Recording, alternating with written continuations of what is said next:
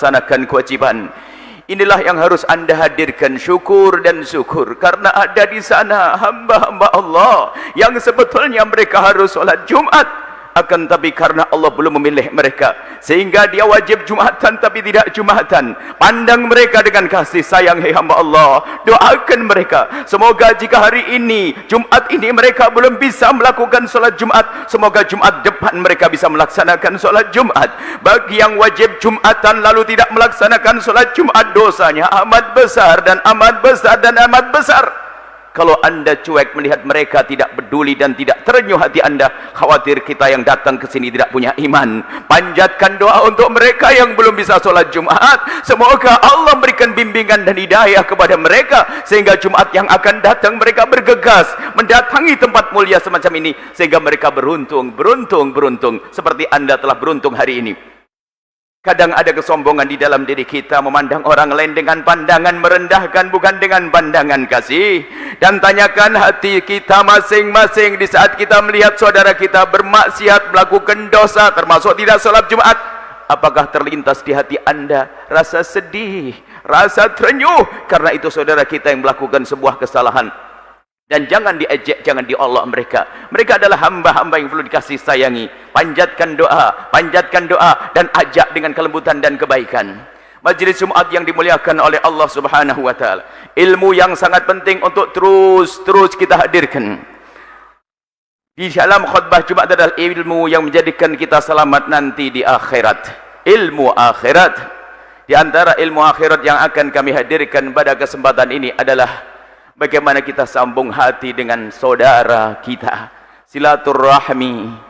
Ada satu hal yang saat ini betul-betul mengganggu, sesuatu yang seharusnya menjadikan kita hidup indah, akan tapi kita menjadi hidup bermusuhan, yaitu urusan peninggalan orang tua, urusan waris, urusan silaturahmi. Alangkah banyaknya hari ini orang bermusuhan dengan saudara gara-gara peninggalan orang tua. Hamba-hamba yang saat ini dipilih oleh Allah untuk mendengar suara ini, jika anda tergolong orang yang berebut waris, berebut peninggalan orang tua, segera sadar anda telah dipilih oleh Allah untuk datang ke tempat ini, dan anda dipilih Allah untuk mendengar suara ini, dan kami pun dipilih untuk menyampaikan pesan ini. Semoga ini adalah kesepakatan ahli surga. Kami menyampaikan, anda mendengar, kita sama-sama berdamai dengan saudara. Yang punya masalah dengan waris, tolong selesaikan warisan. Kalau anda ingin tahu ahli neraka berjalan di atas bumi itu, lihat orang yang berebut waris melakukan dosa, 3 dosa besar sekaligus. 1 dosa besar saja cukup untuk masuk neraka jahanam, apalagi 3 dosa besar. Dosa pertama adalah dia telah mengambil hak saudaranya. Dosa kedua adalah memutus tali persaudaraan. Dosa ketiga adalah menyakiti orang tua yang telah meninggal dunia. Sadari hai hamba Allah, urusan peninggalan orang tua, urusan waris. Di saat ada pembagian waris di keluarga anda, pastikan anda orang yang paling lembut, tidak mengangkat suara, yang paling sering berkata bagaimana terserah baiknya gimana menurut agama. Jika anda memulai mengangkat suara, sesungguhnya telah bercokol di otak anda iblis, di hati anda kebusukan, dan itulah awal peperangan, awal keramaian di sebuah keluarga. Kalau sudah ada yang mengangkat suara, lihat yang mengangkat suara adalah suara iblis, itu suara syaitan. Jangan anda mengangkat suara dalam bagian waris, akan tapi semuanya hendaknya lapang hati, karena itu urusan rezeki nomplok dari orang tua. Kenapa malah menjadi sebab berantem? Yang berebut waris bukan saja orang kaya raya, tidak, orang fakir pun bisa saja rebutan meja, patah kaki, tikar robek, pokoknya pengen masuk neraka jahanam. Hati-hati. Berebut waris bukan saja orang bodoh, orang alim pun bisa saja masuk rebutan waris. Kiai meninggal dunia punya anak 2, ustaz-ustaz muda rebutan kantin pondok. Artinya apa? Ini bahaya sekali bagi orang yang tidak sadar. Maka tidak perlu tengok siapa di sana, akan lebih tengok diri sendiri. Bagaimana urusanmu dengan waris, hei hamba Allah. Takutlah kepada Allah, itu saudaramu, itu adikmu, itu kakakmu. Kalau orang berwaris dengan saudara, mau jadi apa dia? Mau jadi presiden akan berusaha. Dia pun saudaranya saja dia tega, apalagi dengan rakyat. Mau jadi apa? Menjadi pedagang, dia akan bisa mudah mengambil harta saudaranya, orang lain. Saudaranya saja dimakan, digiles.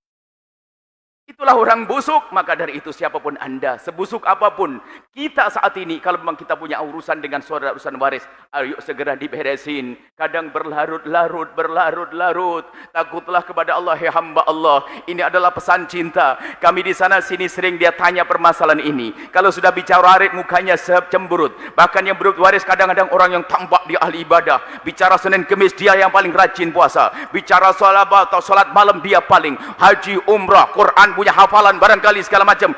Akan tapi kalau sudah kebusukan di dalam hatinya, setan telah menguasainya. Dia termasuk orang yang paling semangat untuk merebut waris saudaranya. Hati-hati, hai hamba Allah.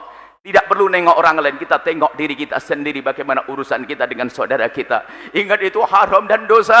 Tidak akan berkah merebut waris. Waris adalah peninggalan orang tua, adalah rezeki nomplok, bukan jerih payah kita Allah kasihkan melalui orang tua kita. Kenapa kita harus berebut waris? Akan tapi kita harus juga waspada tentang sebab-sebab berebut waris. Hei para suami, jangan ajari istri Anda untuk berebut waris. Kadang pasangan itu mengajari masuk neraka. Suatu ketika sebuah keluarga sudah selesai perbincangan tentang waris, pulang ke rumah ketemu suaminya, ternyata membatalkan karena dibisikin sama suaminya. Ada seorang istri sudah sepakat di keluarganya pembagian waris dengan benar, tiba-tiba ketemu suaminya dibisikkan dengan bisikan yang tidak benar, sehingga jadi ribut lagi. Ketahuilah, kalau Anda wahai suami telah mendidik istri Anda berebut waris, Anda suami gagal karena Anda telah mencalonkan istri Anda menjadi ahli neraka. Berarti istri Anda ahli neraka, Anda tidur dengan ahli neraka. Maka pastikan istri Anda istri yang paling lembut di saat rebut waris. Jangan ajari berebut waris, karena ternyata permasalahan rebut waris juga karena pasangan. Ini yang kami alami di saat kita menyelesaikan permasalahan hamba-hamba Allah. Jangan Anda racuni istri-istri Anda, wahai hamba Allah. Ajari dia untuk lembut hati dengan saudaranya.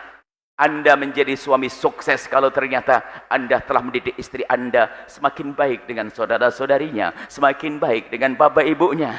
Maka itu istri soleha yang Anda pantas untuk menitipkan benih di rahimnya. Akan tapi kalau istri Anda, naudzubillah, saya tidak mencontohkan Anda. Akan tapi jika ada seorang istri yang berebut waris, kurang ajar sama orang tua, itu adalah istri yang enggak benar. Untuk apa Anda menitipkan benih di rahimnya? Akan keluar anak sejahat dia lagi. Anda harus cerdas dalam hal ini. Silaturahmi menimbulkan keindahan. Itu yang diajarkan Nabi, lihat. Dengan saudara indah, ponakan-ponakan datang ke kita, kita senang. Anak kita ke rumah bibik senang, bibiknya senang. Indah, itulah yang diajarkan baginda Nabi Muhammad sallallahu alaihi wasallam. Setelah pulang dari tempat ini, pastikan yang punya urusan waris, undang keluarga, sanak kerabat untuk sedang menyelesaikan. Dan pastikan Anda orang yang paling ngalah rizki dari Allah. Kalau ternyata Anda dizalimi, Anda disakiti, Anda beruntung karena Anda bukan menjadi orang yang zalim. Zalim adalah sengsara, zalim adalah neraka. Kalau hanya dizalimi, ketahuilah janji Allah, Allah akan berikan lebih banyak daripada yang hilang.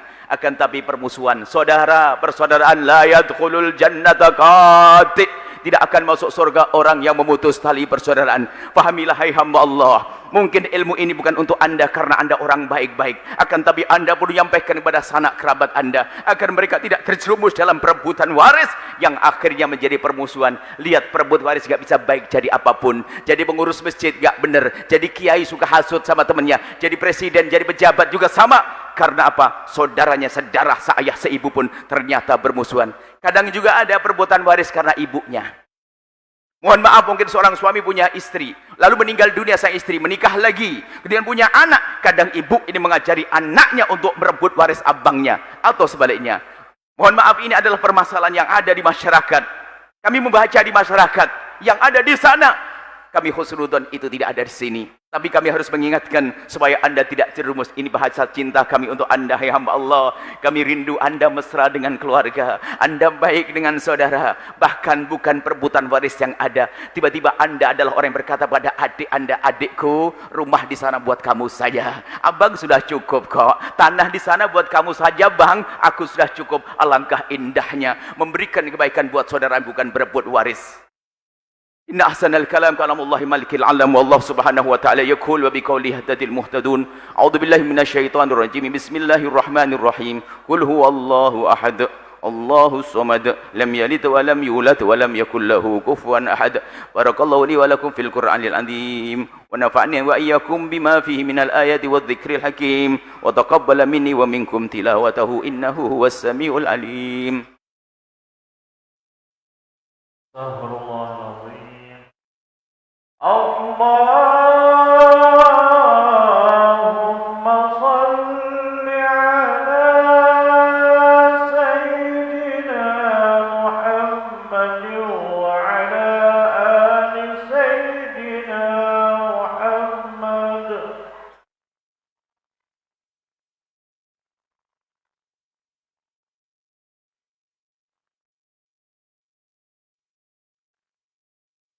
Alhamdulillah hamdan kama amar. Wa asyhadu an la ilaha illallah wahdahu la syarika lah irghaman liman jahada bihi wa kafar. Wa asyhadu anna sayyidana Muhammadan abduhu wa rasuluh sayyidul khalaiqi wal bashar. Allahumma salli wa sallim ala habibina sayyidina Muhammad wa ala alihi wa ashabihi wa tabi'ina lahum bi ihsanin ila yaumiddin mattasalat 'ainun bin nadhar wa udhunun bi khabar. Ma'asyiral muslimin ittaqullaha haqqa tuqatih wa la tamutunna illa wa antum muslimun. Ada yang tersisa. Ada yang tersisa ingin kami sampaikan. Yang menjadi masalah adalah kadang kita tidak sadar kita dalam dosa. Bahkan kadang kita menutupi kesalahan kita. Sangat rugi kalau kita nuruti hawa nafsu hamba Allah. Anggap saja ada di antara yang hadir orang yang paling jahat di antara keluarganya. Paling jahat merebut waris. Apakah Anda tidak rindu surga, hai hamba Allah? Cukup tobat selesai. Bahkan mungkin harta kita akan habis hari itu untuk mengembalikan kepada saudara. Tapi imbalannya adalah surga. Anda menjalin silaturahmi. Jangan nuruti hawa nafsu. Kita harus pandai berdamai.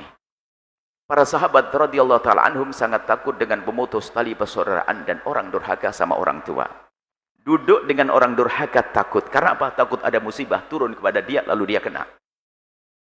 Maka kalau ada orang perebut waris jangan jadikan menantu. Jangan mau besanan sama dia. Bahkan bisnis pun sama dia Anda harus takut. Karena apa? Saudara saja giles apalagi Anda orang lain. Pahami makna ini. Karena memang itu adalah kebusukan. Ayo kita menjadi orang baik. Mungkin betul ada di antara yang hadir orang yang memang perebut waris bertahun-tahun.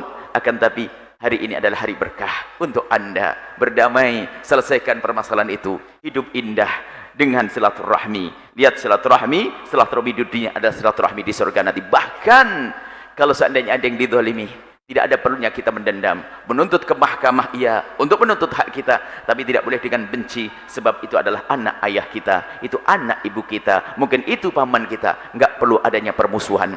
Lihat permusuhan, lihat kalau orang sudah biasa berantem dalam keluarganya, maka dia sangat mudah berantem di luar. Kalau sudah biasa berantem di luar, mungkin karena sering berantem di dalam rumah tangganya. Maka bersama ini kami serukan, jangan biasa Anda berantem, bermusuhan, caci maki dan olok-olokan. Dan bersama ini juga kami sampaikan pesan dari beberapa bulan yang lalu, pesan politik.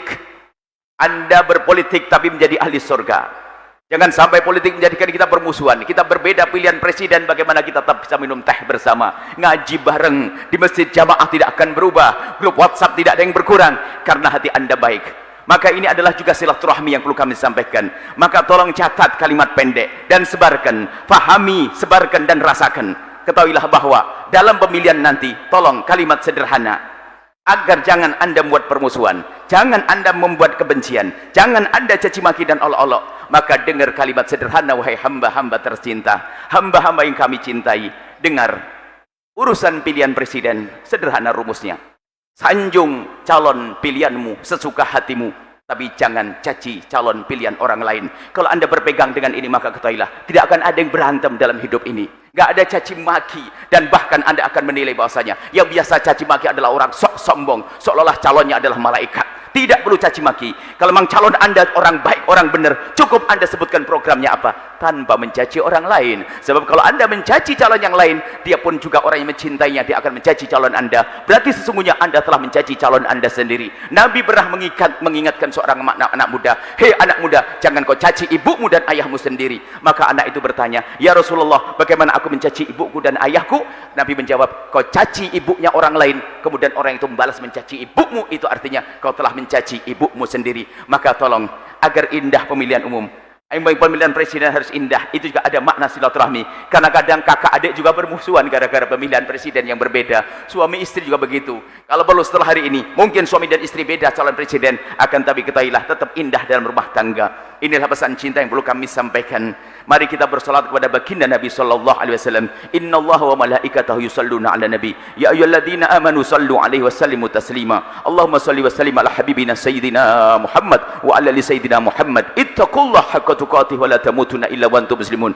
Allahumma ya Allah ya Rahman ya Rahim, irhamna wa la tu'adzibna wansurna wa la tahdhulna wa afina wa la tumritna wa akrimna wa la tuhidna wa athirna wa la tu'thir alaina innaka ala kulli syai'in qadir. Allahumma ya Allah, pandang kami dengan kasih sayang dan cinta darimu ya Allah. Ya Allah, jadikan kami hamba yang saling mencintai ya Allah, saling mencintai karenamu ya Allah. Jauhkan kami dari benci, dengki, dendam kepada sesama kami. Maka kami mohon ya Allah, jika ada orang berbuat salah kepada kami, jika ada orang menyakiti kami, jika ada orang zalim kepada kami, jika ada orang aniaya kepada kami, jika ada orang menfitnah kami, jika ada orang menggunjing kami, jika ada orang prasangka buruk kepada kami mohon jangan hukum dia ya Allah, karena dia umat kekasihmu Nabi Muhammad. Ampuni dia dan hentikan dari kezalimannya dan lapangkan hati kami. Jauhkan kami dari mendendam kepada siapapun dari umat kekasihmu Nabi Muhammad. Mereka yang telah berbuat salah kepada kami, urusan pribadi kami maafkan mereka ya Allah. Ampuni mereka, angkat derajat kami dan derajat mereka. Kami ingin sama-sama di surga nanti bersama kekasihmu Nabi Muhammad. Kami mohon ya Allah, ya Allah, ya Allah, jauhkan kami dari sebab-sebab kehinaan ya Allah.